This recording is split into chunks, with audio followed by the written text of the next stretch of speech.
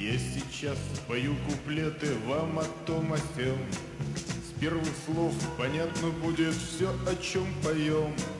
Водочка, ты, говорят, приносишь людям вред.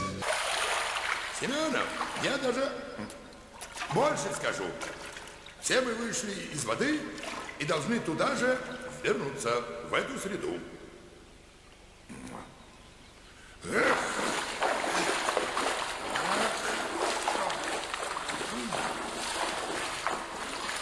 Както видяхме, водата е от изключително значение за живота на човека. В природата водата рядко се среща в чист вид. Обикновено в нея са разтворени най-различни вещества. Ето защо особен интерес представляват водните разтвори. Един от най-популярните водни разтвори е този на етиловия спирт във вода. Има сведения, че през 860 година арабският медик Парес е използвал водно-спиртен разтвор като лекарство.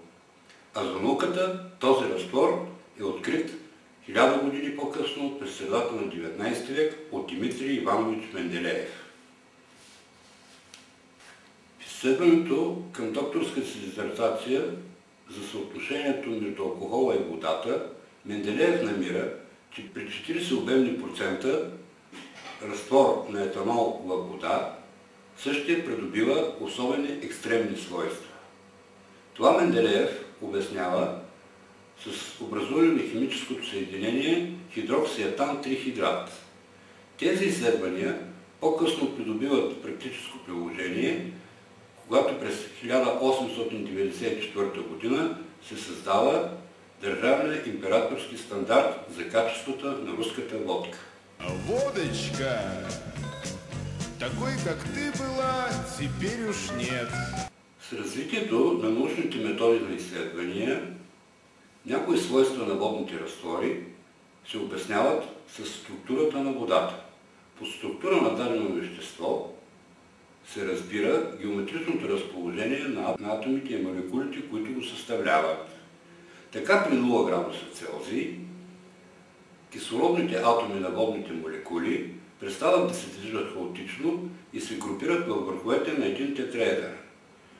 Тази структура, характерна за леда, се приема като структура на водата.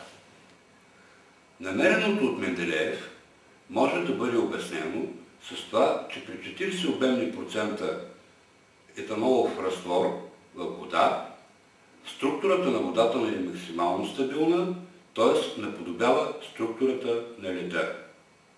Такава структура на водата съществува, смея да заявя, във всички уважаващи себе си питиета. Водочка, и по любому поводу мы пьем. Была бы водочка, а повод мы всегда найдем. От гледна точка на науката, структурираната вода е особено полезна за човешкия организъм. Така, например, с ледена вода се лекува болно гърло. А не искам да говоря за свойствата на обройните познати минерални води, които също се оказват структурирани в зависимост от минералите, които текат. А за водката... Водка. Водка – это уникальнейшее изобретение нашего народа. Это не просто крепкий напиток в ряду других. Это национальность, я бы сказал, народность. Это то, что нас всех объединяет и сдерживает от окончательного распада. Ну, естественно, если потреблять этот напиток с соответствующей культурой и разумностью.